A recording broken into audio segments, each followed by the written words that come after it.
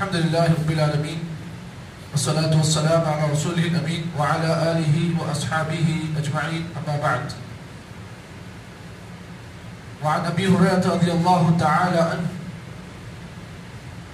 قال رسول الله صلى الله عليه وسلم شر الطعام طعام الوليمة يمنعها من يأتيها ويدعى إليها من يأباها ومن لم يجب الدعوة فقد عصى الله ورسوله رواه مسلم.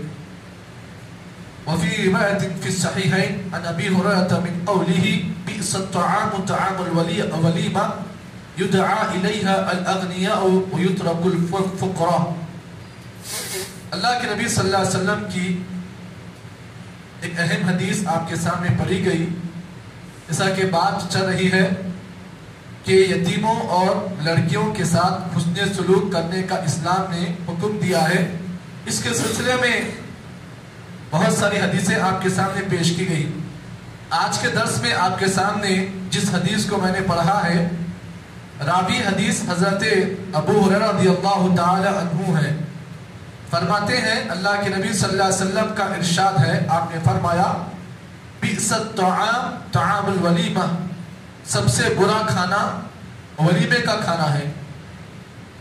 یمنعها من یأتیها، اب آپ یہ نہ سمجھیں کہ اللہ کے نبی نے اس حدیث میں ولیمے کی کھانے کو، ولیمے کی دعوت کو آپ نے برا کہا۔ آگے آپ نے اس کی وجہ ریزن بیان کیا۔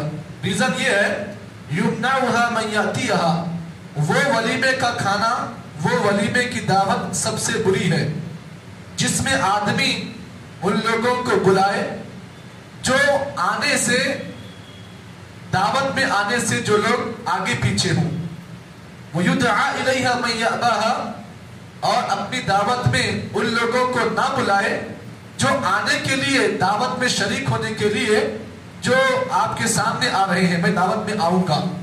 آدمی ایسے انسان کو چھوڑ دے، اور جن کو دعوت دینے کے باوجود بھی جو لوگ نہیں آ رہے ہیں، آدمی ان کے پیچھے محنت کرے، یہ ولیمے کی دعوت سب سے بری ہے۔ اس کے بعد پھر اللہ کے نبی نے فرمایا وَمَن لَمْ يُجِبْ الدَّعْوَةَ، اور جو کوئی آدمی جسے دعوت دی گئی، چاہے وہ عام دعوت ہو یا ولیمے کی دعوت ہو، یا مسلمان کوئی اپنے گھر میں کوئی دعوت کرے جو شریعت کی دعوت ہو، جو آدمی دعوت ملنے کے بعد، دعوت کے آ جانے کے بعد، دعوت قبول کرنے کے بعد جو آدمی دعوت میں نہ جائے فقط عصى الله ورسوله، تو تحقیق کہ ایسا شخص اللہ اور اس کے رسول کا نافرمان ہے۔ اس حدیث کو امام بخاری اور مسلم نے روایت کیا۔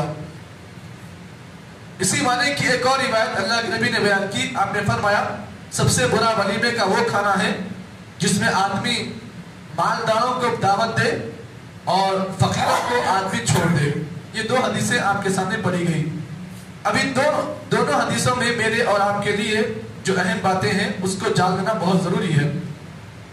سب سے پہلی بات یہ بات یاد رکھیں، ولیمے کی دعوت جو ہوتی ہے وہ شکرانے کی دعوت ہوتی ہے، یعنی آدمی جب شادی کرتا ہے، نکاح کرتا ہے، تو نکاح کرنے کے بعد اللہ کا شکر ادا کرتے ہوئے بطور خوشی جو دعوت دیتا ہے اس کو ولیمے کی دعوت کہتے ہیں۔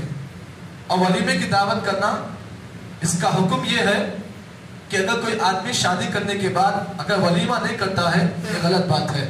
ولیمہ کرنا یہ سنت مؤکدہ ہے، یعنی سنت مؤکدہ اللہ کے نبی کی وہ سنت جس کو آپ نے پابندی سے اختیار کیا، تو ولیمے کی دعوت کرنا یہ سنت مؤکدہ ہے۔ اس کی دلیل اللہ کے نبی صلی اللہ علیہ وسلم کے پاس ایک صحابی رسول آئے جن کا نام حضرت عبد الرحمن ابن عوف تھا۔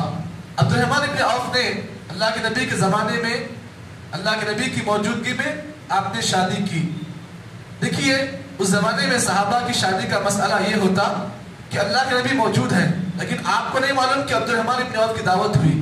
اللہ کے نبی کے پاس عبد الرحمن ابن عوف آئے، ان کی جسم پر کچھ پیلا لگا ہوا تھا۔ اللہ کے نبی نے پوچھا کہ عبد الرحمن کہ تمہاری شادی ہوئی ہے؟ ہاں رسول میں نے نکاح کیا ہے۔ نبی اکرم صلی اللہ علیہ وسلم موجود ہیں لیکن نبی کو دعوت نہیں دی گئی۔ صحابہ اتنی سادگی سے شادی کرتے تھے۔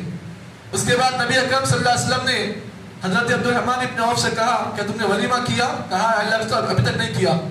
تو آپ صلی اللہ علیہ وسلم نے عبد الرحمن ابن عوف کو کہا اولم ولو بشار، اے عبد الرحمن ابن عوف ولیمہ کرو، اگر تمہارے پاس ایک بکری اگر طاقت ہے ایک بکری کاٹنے کی تو ایک بکری کاٹ کر بھی تم اللہ کے راستے میں ولیمہ کرو. تو معلوم یہ ہوا اس حدیث میں اللہ کے نبی صلی اللہ علیہ وسلم نے حضرت عبد الرحمن ابن عوف کو آپ صلی اللہ علیہ وسلم نے اس بات کا حکم دیا کہ تم ولیمہ کرو.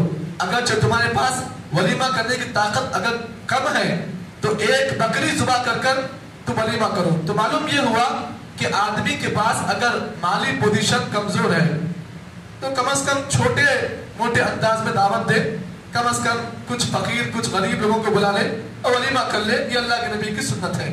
اب یہاں پر آپ اس بات کو جان لیں کہ اللہ کے نبی صلی اللہ علیہ وسلم نے اس حدیث میں یہ بات بیان کی کہ اگر کوئی آدمی دعوت ملنے کے بعد اگر دعوت کو قبول نہیں کرتا ہے یا دعوت میں نہیں جاتا ہے تو ایسا شخص اللہ اور اس کے رسول کی نافرمانی کرتا ہے. اب یہاں پر آپ اس حدیث کے ٹکڑے کو لے کر آپ ہرگز یہ نہ سمجھیں کہ دعوت دینے والا کیسا بھی ہو ہم دعوت میں جائیں گے کھانا کھا کے آ جائیں گے. نہیں, دعوت دینے کے بعد یہ دیکھا جائے کہ اس کی دعوت شریعت کے طریقے کے مطابق ہے یا نہیں ہے. کسی بھی دعوت میں جانے سے پہلے 4 چیزیں آپ دیکھیں. پہلی شرط یہ ہے یکون الداعی مسلمہ, جو آدمی آپ کو دعوت دے رہا ہے وہ آدمی مسلمان ہو, یعنی وہ آدمی دین اسلام کا پابند ہو. تو معلوم یہ ہوا دعوت دینے والے کی سب سے پہلی شرط آپ یہ دیکھیں کہ اگر وہ مسلمان ہے تو آپ اس کی دعوت کو قبول کریں, اس کی دعوت میں جائیں. یہ پہلی شرط ہے. دوسری شرط یہ ہے کہ دعوت دینے والا آپ کے سامنے کسی شرط کو بیان نہ کرے. شرط کا مطلب یہ ہے کہ دیکھو بھائی اتنے لوگ آنا, یہ نہیں آنا, یہ نہیں آنا, وہ نہیں آنا. آدمی کے اندر ایسی چیز نہ ہو. اللہ کے نبی کے زمانے میں صحابہ کا مسئلہ یہ تھا کہ مسجد میں اعلان کرتے بھائی فلاں مصلی کی دعوت ہے سب شریک ہو جاؤ. آج بھی الحمدللہ آندھرا پردیش وغیرہ میں بعض جگہوں پہ ایسے ہی ہوتا ہے, مسجد میں اعلان ہوتا ہے کہ فلاں کی شادی ہوئی ہے ولیمے کی دعوت, چلو سب چلو. تو دعوت دینے والا جو ہے شرط نہ کرے. شرط کا مطلب یہ ہے کہ یہ لے کر آئے تو میں دعوت میں آنا, تم شرط کے بغیر دعوت ہو تو آپ اسے قبول کریں. تیسری شرط یہ ہے کہ دعوت دینے والے کا مال حلال ہو, یعنی اس کا پیسہ اس کی کمائی حلال کمائی ہو. اگر کوئی آدمی ایسا ہے جس کا کاروبار حرام ہے, جس کی کمائی کا پورا پیسہ جو ہے حرام کا ہے, تو ایسی دعوت میں آپ نہ جائیں. یہ دعوت میں نہ جانا آپ کے لیے بہتر ہے.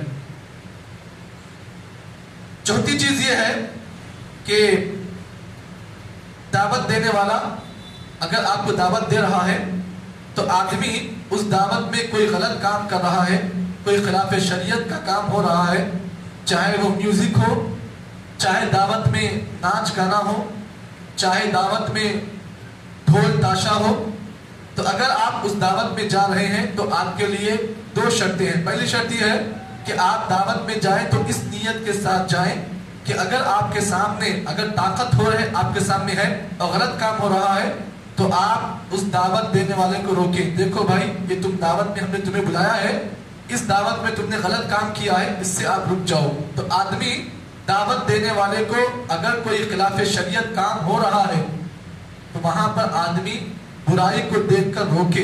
یہ پہلی شرط. اگر آپ کے اندر یہ طاقت نہیں ہے تو بہتر یہ ہے کہ آپ اپنے گھر میں ہی دال چٹنی جو بھی ہے اس کو کھا کر آپ خوش ہو جائیں. یہ 4 شرائط ہیں. اگر دعوت میں یہ 4 شرطیں اگر کسی دعوت میں نہ ہوں تو پھر ایسی دعوت کو قبول نہیں کیا جائے گا, چاہے وہ دعوت دینے والا آپ کے مسجد کا صدر ہو یا متولی ہو یا پھر وقت کا بڑا سے بڑا عالم کیوں نہ ہو. اگر دعوت کے اندر وہ 4 شرطیں نہ پائی جائیں تو ایسی دعوت کو قبول نہیں کیا جائے گا. یہ اللہ کے نبی صلی اللہ علیہ وسلم کی سنت ہے. تو اللہ سے دعا ہے کہ اللہ تعالیٰ مجھے اور آپ کو جتنی باتیں بتائی گئی ہیں صحیح معنی میں عمل توفیق عطا فرمائے. سبحان اللہ بحمدہ, سبحانک اللہم وبحمدک, نشہد ان لا الہ الا انت, نستغفرک ونتوب الیک.